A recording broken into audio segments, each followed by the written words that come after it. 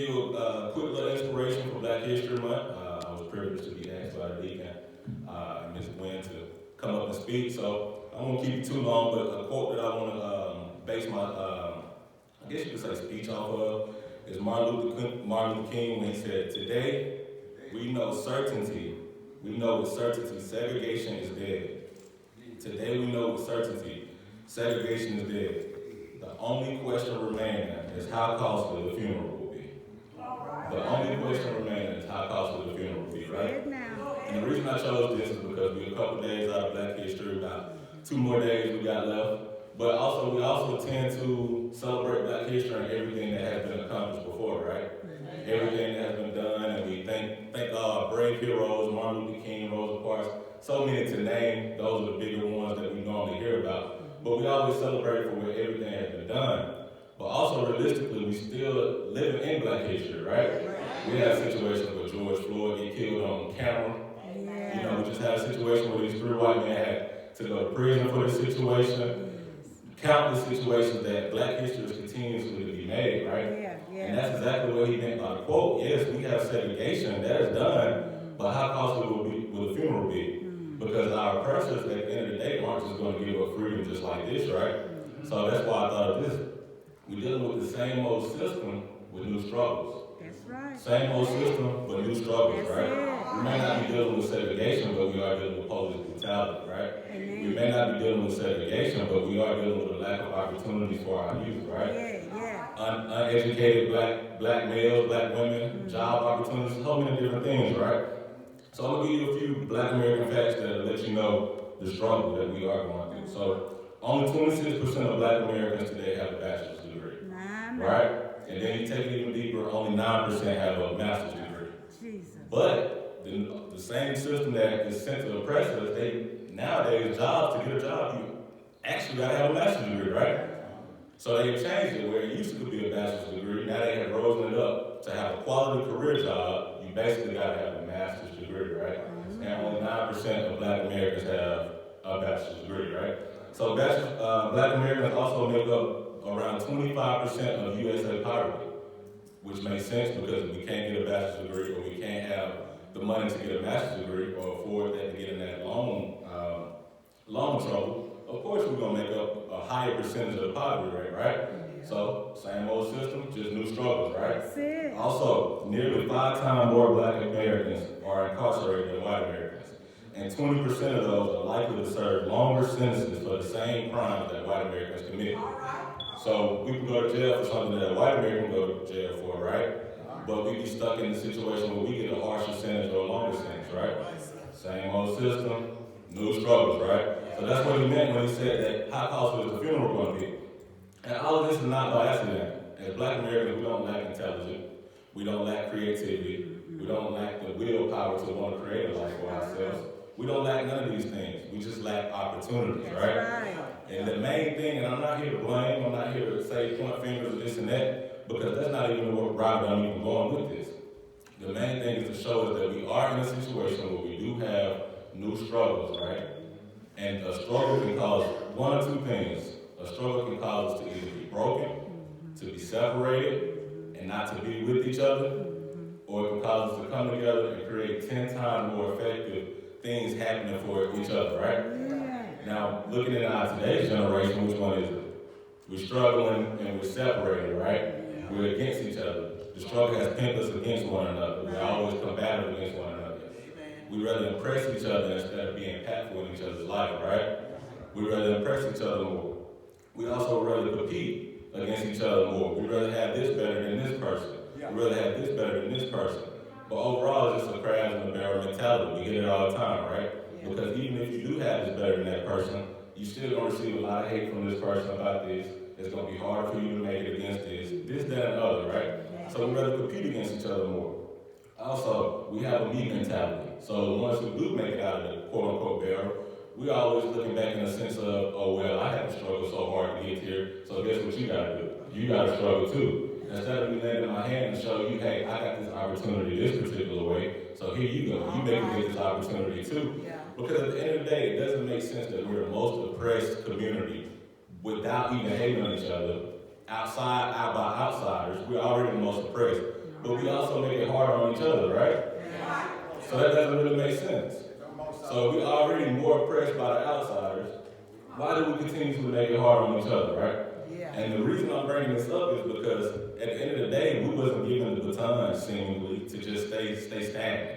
We wasn't supposed to be complacent with just segregation. You know what I'm saying? We're not being able to go to white schools and go into these situations where we can be in classrooms and restaurants. We weren't supposed to get stagnant with that. We were supposed to take that advantage and grow a bigger advantage for the generations to come, right? Right. So I'm gonna just end it on this right here. What would happen if we could come together on one accord? You see what I'm saying? What would happen? What if we use all these struggles that we face to help one another instead of bash each other? To help each other instead of have bitterness in our heart with each other? What if we help each other instead of having jealousy towards each other, right? What if we offer love first before judging someone? Because we all come through the same similar struggles, right? So just because one person may act this way towards the struggle and you may feel like you acted the right way, don't judge the person, love them enough to show them, hey, I think we got a better reason, right? Right? So I'm going to end on this here, my ending question is like, what can you do, all of us, each one of us, what can we do to change the course of Black history moving forward? Amen. Not just in the world, because I'm not asking anyone here to change the world, but in our own communities, right? In our own community, even closer in the church, right? So the thing is, I want you to answer that because you may feel like you don't have enough to change anything, or you may feel like you don't have the willpower, you don't have the resources. But at the end of the day, a person who desires to move a mountain first begins by carrying away small stones. So you can carry a stone, you can carry a stone, you can carry a stone, you can carry a stone. You may have information on how the education system works. You may have information on how job opportunities work. Everybody brings something different to the table. Eventually, the mountain will move and we'll be satisfied with progress in there, right? So, just figure out what we can do. Could it be, you carry valuable information and a certain expertise?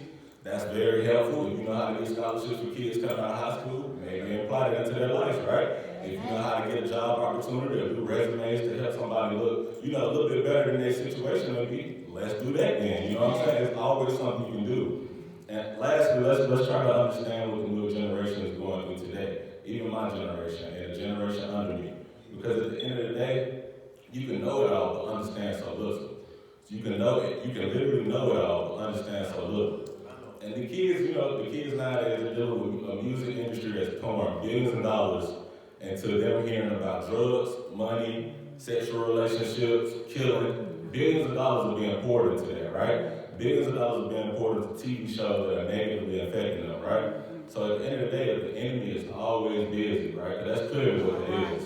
If the enemy is always busy and we're always sitting, of course the world and our community is going to get worse, right? That's right. Of course things are never going to get better. But instead, we can make a small choice every single day to figure out what can I do, even if it's offering a simple compliment to a young kid. Hey, you can be something in life. Hey, you got the potential to change the world. You never know what they're hearing outside of you.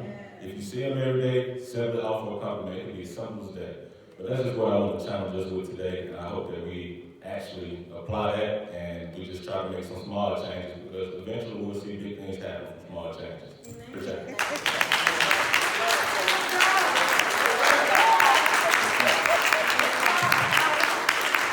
Amen.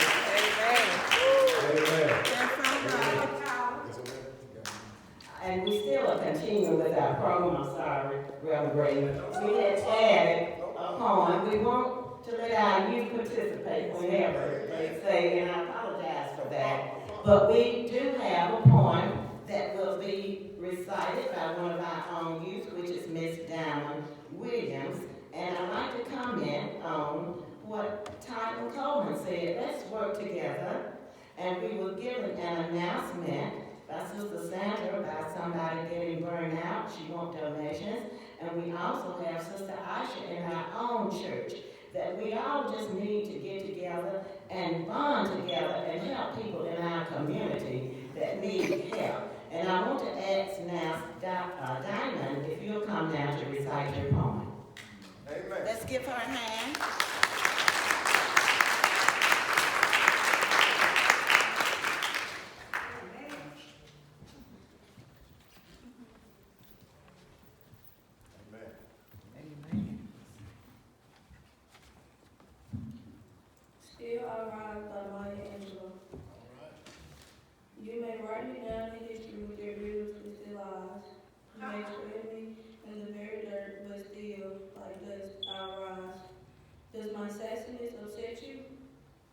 Why are you beset with gloom?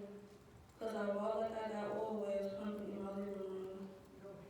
Just like moons and like suns, with these certainly of tides, just like spinning high, still I rise. Did you want to see me broken, bowed, head and lowered eyes, shoulders falling down like teardrops, weakened by my soulful cries? Does my haughtiness offend you? Don't you take it awful hard? 'Cause I laugh like I've got gold mines digging in my own backyard.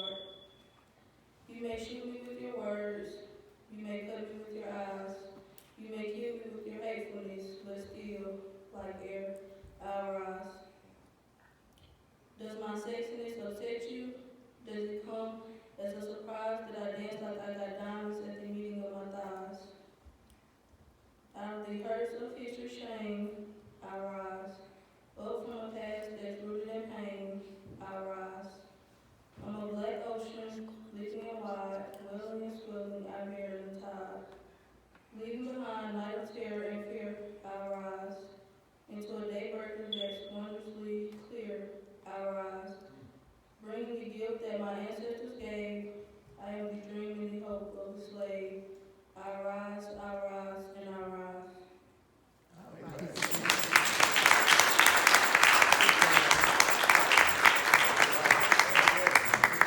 Thank you, Diamond, and we always want to encourage our youth whenever we can. As I go to my seat, we want to let our light continue to shine in our community, bond together, and let's help each other. I have one additional announcement. Sister Dates and I are organizing a youth choir. If you have interested, if you have youth in your family, grandchildren, please contact us, give us your contact information, and we will be contacting you on the dates we will be having choir practice for our youth. At this time, we'd like to recognize our visitors. We'd like for all of our visitors to stand at this time. Any visitors?